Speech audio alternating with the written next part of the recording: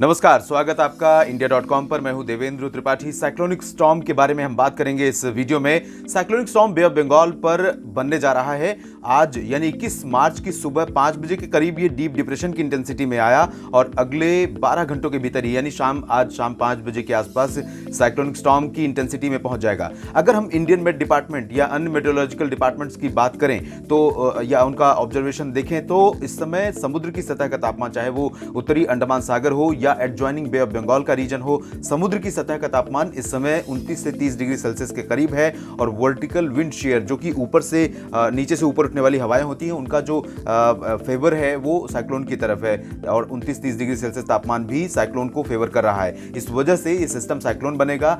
आप जानते हैं कि ये साइक्लोन सीजन है, मार्च से शुरुआत होती है और मानसून से पहले मार्च, अप्रैल, मई में कई बार साइक्लोन उठते हैं बे ऑफ बंगाल में। ये साइक्लोनिक स्टॉर्म सीधे उत्तर और उत्तर पूर्वी दिशा में आगे बढ़ रहा है। जब डिप्रेशन बना था 20 मार्च को, उस दौरान ये अंडमान व निकोबार द्वीप समूह के पश्चिम की तरफ था, लेकिन आगे बढ़ते हुए अंडमान व निकोबार द्वीप समूह को पार कर चुका है और अब उत्तर पूर्वी इलाकों में पहुंच गया है। सीधे ये बढ़ रहा है म्यांमार की तरफ। भारत के जमीनी भागों पर, भारत के अंडमान व निकोबार द्वीप समूह को छोड़ दें तो बाकी किसी क्षेत्र पर डायरेक्ट हिट नहीं करेगा, लेकिन जब ये म्यांमार के करीब पहुंचेगा और तटों से टकराने की स्थिति होगी, उस दौरान ये डीप डिप्रेशन की इंटेंसिटी में कमजोर हो जाएगा थोड़ा सा, क्योंकि जब भी कोई साइक्लोनिक स्टॉर्म, कोई भी स्ट्रॉन्ग वेदर सिस्टम जमीन के करीब पहुंचने लगता है समुद्र से, तब वो अपनी एनर्जी लूज करने लगता है। उसकी वजह है कि उसे सी का जो एरिया है उतना सपोर्ट नहीं कर पाता, उतना सपोर्ट नहीं मिल पाता है। तो जब ये म्यांमार की तरफ पहुंचेगा, लैंडफॉल करने की सिचुएशन होगी 22 मार्च को, उस दौरान ये कमजोर होकर डीप डिप्रेशन बन जाएगा। उसके बावजूद म्यांमार के कई तटवर्ती शहरों में ये भारी तबाही मचा सकता है। इसके प्रभाव से 80-90 किलोमीटर प्रति घंटे की रफ्तार से हवाएं चल सकती हैं।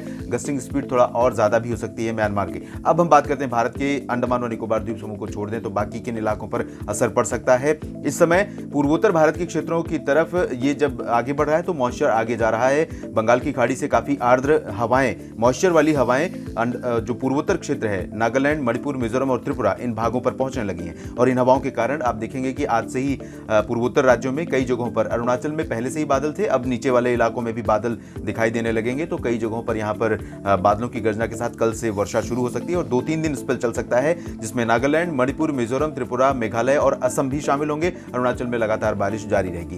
पूर्वोत्तर भारत के अलावा पूर्वी भारत में गंगेय पश्चिम बंगाल, जो कि कोलकाता और हावड़ा समेत नीचे वाला हिस्सा है, इन भागों में भी बादल कल से दिखाई देने शुरू हो जाएंगे। हालांकि बादल आज से ही दिखेंगे, लेकिन कल से कुछ इलाकों में pre monsoon dust storm, thunderstorm, lightning और बूंदाबांदी, इस तरह की गतिविधियां गंगेटिक वेस्ट बंगाल में हो सकती है और यही स्थिति बिहार, झारखंड में भी कहीं कहीं पर देखने को मिल सकती है।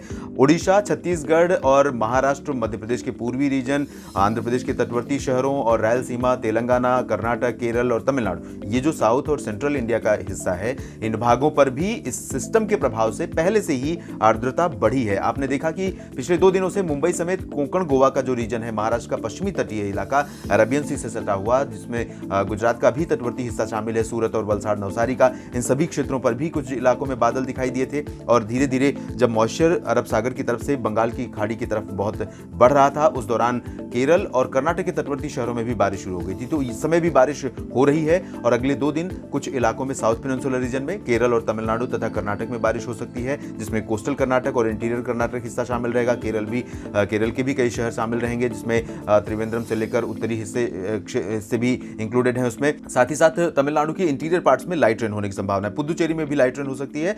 रायलसीमा और तेलंगाना में बहुत ज्यादा बारिश नहीं होगी। और इसी तरह से जब ये मॉइस्चर सेंट्रल इंडिया में पहुंच रहा है तो विदर्भ, मराठवाड़ा और मध्य महाराष्ट्र का जो निचला हिस्सा है, दक्षिणी हिस्सा है, दक्षिण भारत से सटा हुआ क्षेत्र है, इन भागों में भी कुछ स्थानों पर वर्षा अगले 2 दिनों के दौरान लाइट हो सकती है, थंडरस्टॉर्म के साथ, और बूंदाबांदी हो सकती है कहीं कहीं पर, जिसे प्री मॉनसून एक्टिविटीज आप कहते हैं। और साथ ही साथ छत्तीसगढ़ में, ओडिशा में, पूर्वी मध्य प्रदेश के भी कुछ इलाकों पर असर दिखेगा। पूर्वी उत्तर प्रदेश पर भी बादल पहुंच सकते हैं। और आपको यह भी बता दें कि उत्तर भारत के मैदानी इलाकों पर जो हवाओं का रुख बदला हुआ था, अगले 24 घंटों तक हवाओं का रुख बदला रहेगा। तो दिल्ली, हरियाणा, पंजाब और राजस्थान के भी कुछ हिस्सों में, वेस्टर्न यूपी में भी कहीं कहीं पर जो पूर्वी हवाएं पहुंचेंगी, थोड़े बहुत बादल दिख सकते हैं। लेकिन कल से फिर से पश्चिमी हवाएं चलनी शुरू होंगी।